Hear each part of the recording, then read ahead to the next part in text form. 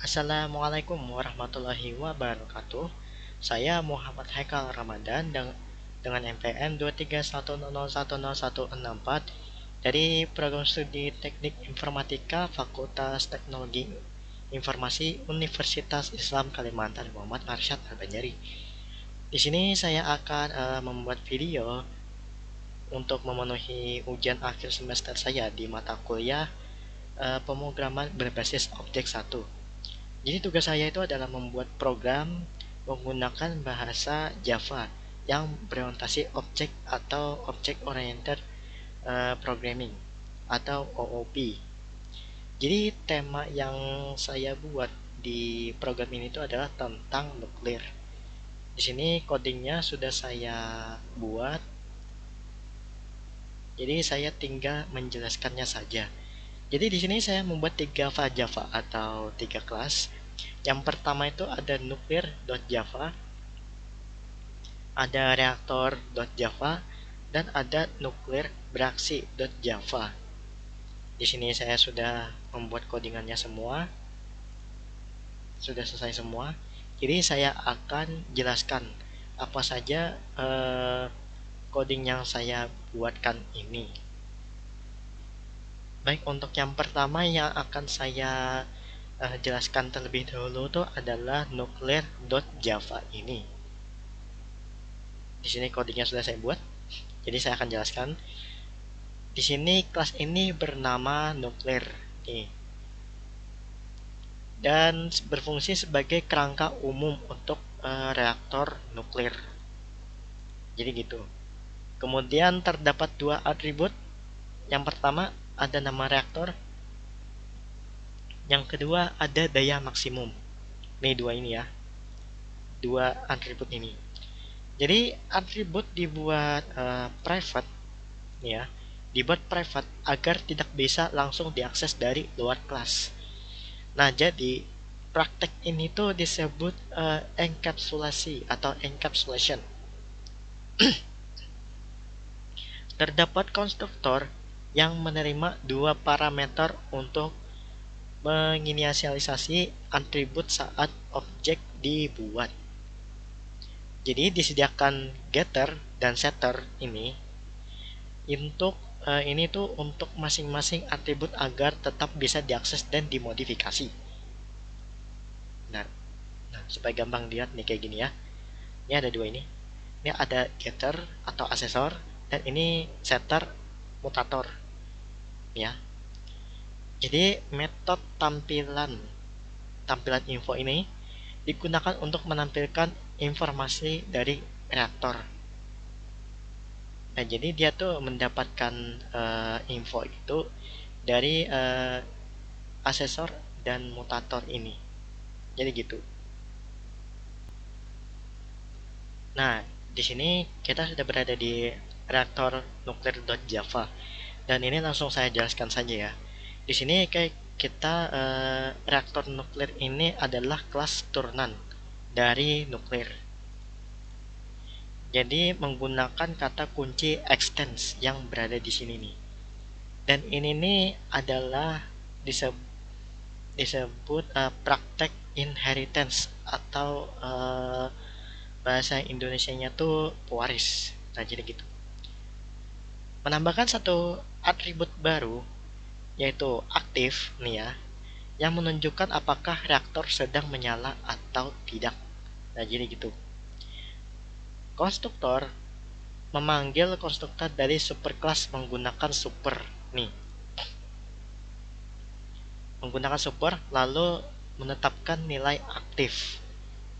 Nah, jadi ini super ini nama reaktor dan daya maksimum itu berasal dari ini. Nah, jadi gitu. Jadi metode tampilan info itu di override dari kelas induk dari kelas ini. Di override sehingga menambahkan informasi status aktif atau tidak. Dan itu disebut polymorphis. Nah, ini seperti ini. Kemudian metode cek status bahaya yang ini adalah implementasi dari logika seleksi ada if dan else ini untuk memeriksa apakah reaktor dalam kondisi berbahaya atau aman tergantung status aktif dan daya maksimumnya. Nah, di sini kan saya menuliskan di sini 1000. Nah, kalau daya maksimumnya tuh lebih dari 1000, lebih dari ini, angka yang saya tulis ini, maka nuklir itu bisa berbahaya.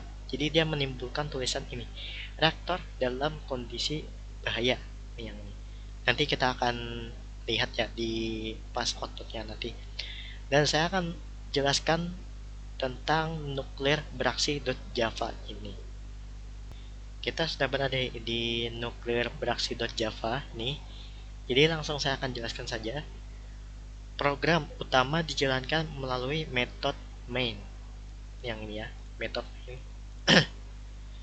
Menggunakan kelas scanner yang ini untuk membaca input dari keyboard. Dan ini tuh disebut praktek I/O sederhana gitu. Input output itu I/O. Dan ini menggunakan objek array reaktor nuklir untuk menyimpan banyak data reaktor. Dan ini disebut praktek array. Ya, dari arraynya aja udah kelihatannya. Nah, kemudian di sini menggunakan perulangan for untuk meminta input data sebanyak 2 kali. Input dibungkus dalam try catch yang ini, try sama catch ini, yaitu bentuk implementasi dari error handling untuk mencegah kesalahan konversi data. Jadi setelah semua data dimasukkan, dilakukan proses perulangan lagi untuk menampilkan informasi tiap reaktor dan status bahayanya. Nah, jadi untuk informasi untuk nuklir beraksi ya, dan semuanya sudah saya jelaskan. Mari kita lihat output dari coding yang saya buat ini. Baik, nih langsung saya jalankan saja ya. Nah, di sini kita minta input data reaktor ke 1. Di sini anggap aja saya namanya itu SAR bomba. Nah, di sini ada daya maksimumnya ini, dan ini saya ketik misalnya 1500 daya ledaknya. Nah, kemudian apakah reaktor ini aktif? Kalau misalnya true, kita ketik tuh. Nah, jadi dia tuh belum ya menampilkan hasilnya ya. Nanti di akhir. Nah, kita akan input data reaktor yang kedua. Misalnya saya namanya ini tuh little boy. Ini daya ledaknya 500. Nah, apakah reaktor aktif? Kita true aja dulu. Nah, kita eksperimen lah, ture lagi. Nah, dia di sini menampilkan hasilnya. Nah, seperti yang saya bilang, reaktor dalam kondisi bahaya. Nah, kalau kita lihat di sini, nah, kalau dia melebihi dari 1000 daya maksimumnya atau daya ledaknya lah, itu melebihi 1000. Nah, maka statusnya tuh bahaya nih. Reaktor dalam kondisi bahaya nih ya, nih. Dan kalau misalnya daya maksimumnya itu 500, nih kalau di bawah 500 berarti statusnya tuh aman. Nah, jadi kalau kita lihat di sini reaktor dalam kondisi aman ya, karena daya maksimumnya 500 dan statusnya tuh aktif. Nah, apa yang terjadi kalau misalnya kita daya maksimumnya itu 1500 tapi tidak aktif? Nah, kita akan coba ya. Sama seperti tadi, saya akan namainya SAR bomba. Nah, daya maksimumnya 150 1500. Nah, statusnya ini kita ubah jadi false. Nah, kemudian little boy ini kita 500 dan ini jadi false.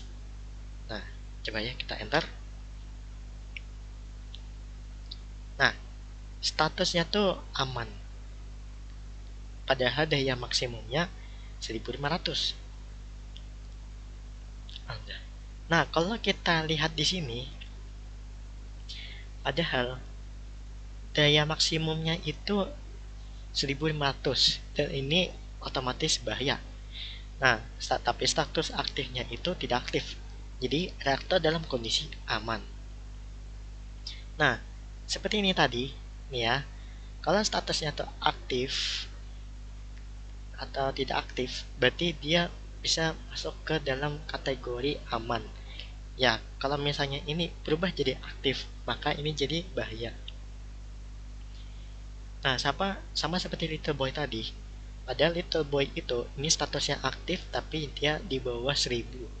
Nah, berarti ini aman. Statusnya tuh aman. Seperti yang kita lihat tadi ya, barusan. Statusnya tuh aman. Nah, tapi bagaimana jika ya, ini kita mulai lagi. Bagaimana jika kita gini?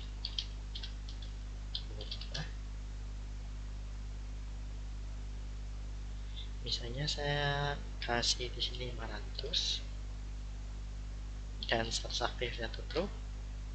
Nah, ini status aktifnya true ya. Tapi daya maksimumnya 500. Sini kita boy. Daya maksimumnya nih 2000 deh. Nah, tapi status aktifnya tuh false. Enter.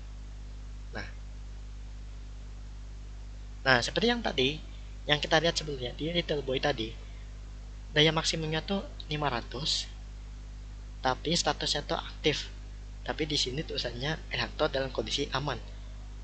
Tapi reaktor little boy itu maksimum 2000. Ini udah otomatis bahaya sekali. Tapi statusnya itu tidak aktif.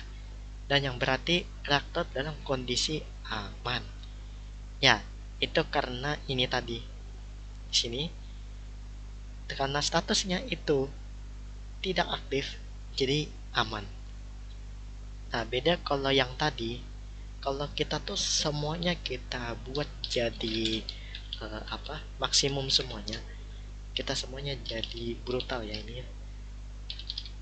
Nah, little boy 2000 true. Nah, lihatlah ini. Dan keduanya itu bahaya. Ya, karena statusnya aktif. Daya maksimumnya 2000 melebihi ini. Dan dua-duanya itu bahaya. Nah, jadi seperti itu.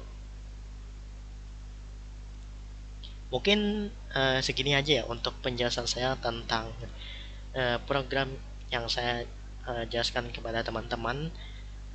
Dan ini juga untuk memenuhi tugas ujian akhir semester saya. Terima kasih telah menonton. Kalau apabila ada salah kata atau khilaf, mohon dimaafkan. Terima kasih. Assalamualaikum warahmatullahi wabarakatuh.